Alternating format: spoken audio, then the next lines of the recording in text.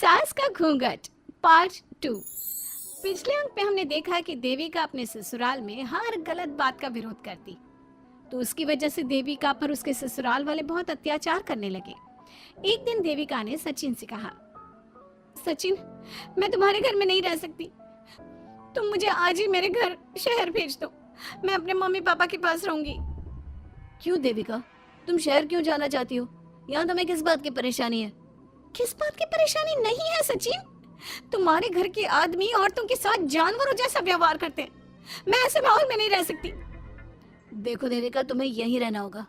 तुम्हारी शादी मुझसे हो गई है, अब मैं तुम्हारा पति हूँ और यही तुम्हारा घर है। अच्छा, तो तुम्हें याद है कि मैं तुम्हारी पत्नी हूँ? जब तुम्हारे पिताजी और चाचा जी मुझे एक एक हफ्ते के लिए कमरे में बंद कर देते हैं, तब तुम्हें क्यों याद नहीं आता कि जो औरत कमरे में बंद है वो तुम्हारी पत्नी है? जब तुम्हारे जीजा जी और भाई मुझसे बदतमीजी से बात करते हैं, मुझे खाने के लिए कुछ नहीं देते, तब भी तुम्हें याद नहीं आता कि मैं तुम्हारी पत्नी हूँ? देखो देविका, तुम बेकार की बातें मत करो। तुम यहाँ ढंग से रहोगी, सबकी बात मानोगी, तो कोई तुम्हें कुछ नहीं कहेगा। इस तरह जानवर की तरह रहना, ढंग से रहना है तो सॉरी सचिन, मैं नहीं रह सकती, मैं आज ही अपने घर जाऊंगी। ये बोलकर देविका अपना सामान पैक कर लेती है और घर से जाने लगती है। सचिन भी उसके पीछे पीछे चलता है और उसे समझाने की कोशिश करता है। जब ये सब जोगिंदर ने देखा तो बोल पड़ा, बहू, यह सब क्या हो रहा है? कहाँ जा रही हो? सचिन, बताओ अपने पिताजी को कि कहाँ जा रही हूँ मैं। तुम्हें शर्म नहीं आती अपने पति का नाम लेते हुए?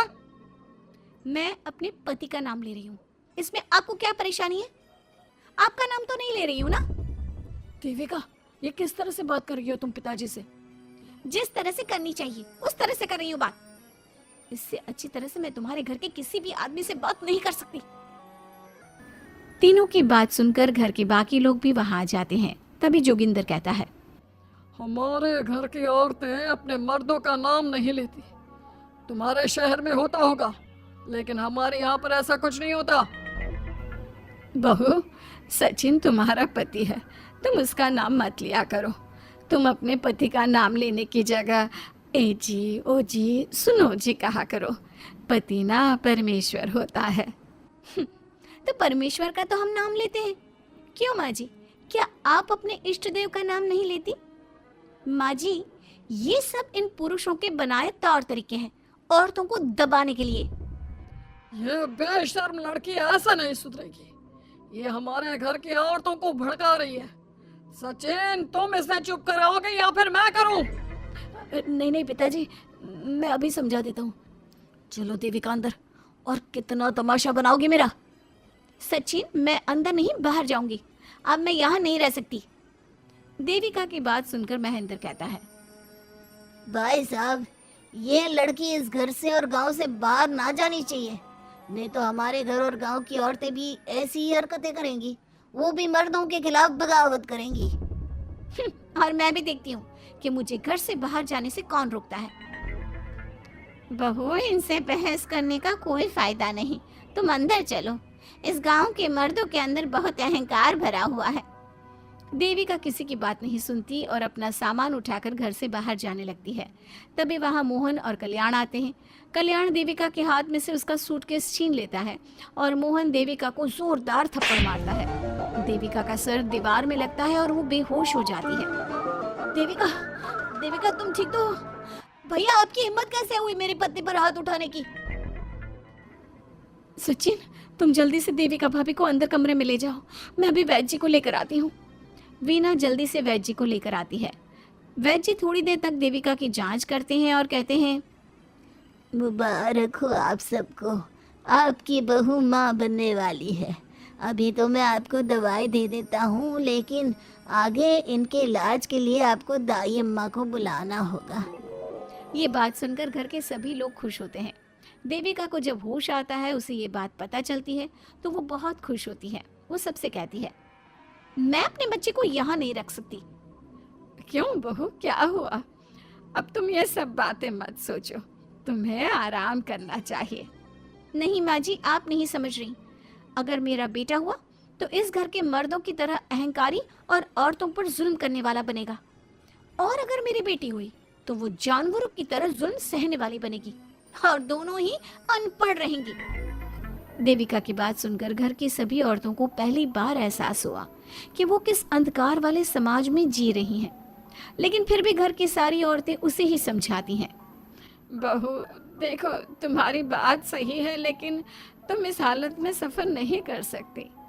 हाँ बहू, तुम यहीं रहो, अपना और अपने बच्चे का ख्याल रखो।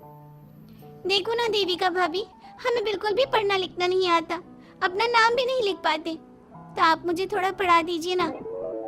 देविका, तुम्हारी बातें सुनकर पहली बार हमें एहसास हुआ है कि कैसे माहौल में हम जी रहे हैं। तुमने हमारे अंदर उम्मीद की नई रोशनी पैदा की है। यहाँ से मत जाओ तुम। देविका ने घर की औरतों की बात सुनी तो उसका दिल पसीज गया। उसने गांव में ही रहने का फैसला लिया। वो अपने घर की औरतों को रोज पढ़ाती, उन्हें अपने अधिकारों के बारे में, देश के बारे में बताती।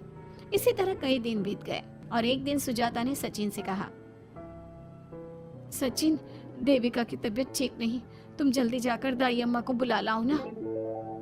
भाभी, दाई अम्मा क्या कर लेंगे? अब किसी डॉक्टर को बुला लो, मेरी तबीयत ठीक नहीं है। देविका, गांव के लोग डॉक्टर पर भरोसा नहीं करते। दाई अम्मा बरसों से ये काम कर रही है, वो तुम्हें ठीक कर देगी। सचिन, तुम्हारे घर वाले अनपढ़ हैं, तुम तो पढ़े लिखे हो ना, देख नहीं रहे मेरी हालत क्या हो रही है। तभी तो बोल रहा हूँ, समय बर्बाद मत करो, मैं अभी आता हूँ।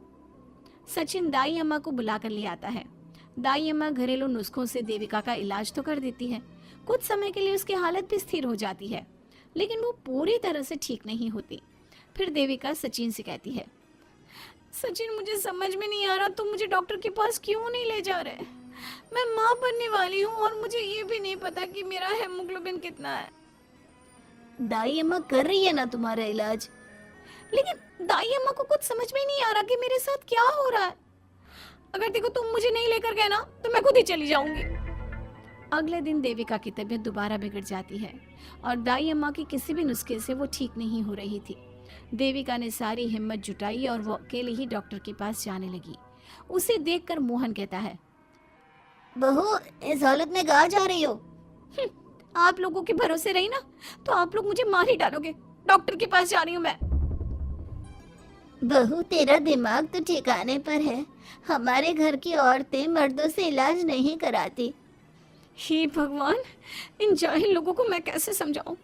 डॉक्टर औरतें भी होती हैं।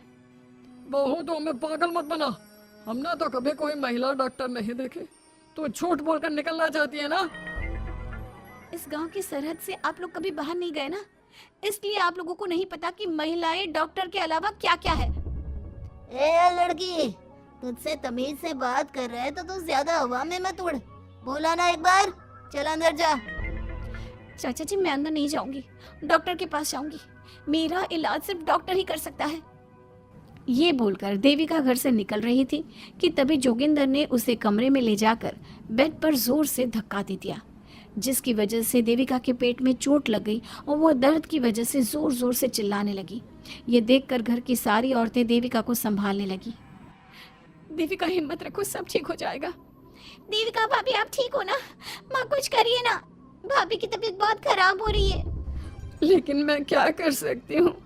भाभी, कुछ तो करो, कहीं बहू को कुछ हो ना जाए।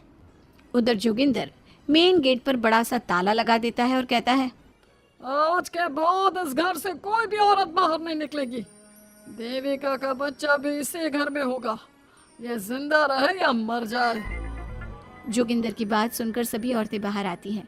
जब विमला को इस बात का एहसास हो जाता है कि जोगिंदर देविका को डॉक्टर के पास किसी कीमत पर नहीं जाने देगा, तब विमला पहली बार अपना घूंघट उठाकर तेज आवाज में कहती है, मैं भी देखती हूँ देविका को डॉक्टर के पास जाने से कौन रोकता है। आज देविका डॉक्टर के पास जाकर रहेगी। देविका की सास का घूंघट आखिरकार उतर ही गया। घर के आदमियों ने पहली बार विमला का ये रूप देखा था और उसकी तेज आवाज पहली बार सुनी थी। क्या विमला अपनी बहू की जान बचा पाएगी या जोगिंदर अपनी पत्नी की आवाज भी दबा देगा? ये जानने के लिए हमारे अगले एपिसोड का इंतजार कीजिए और हमें कमेंट में ये भी बताइए कि घर की औरतों को आगे क्या कदम उठाना चाहिए।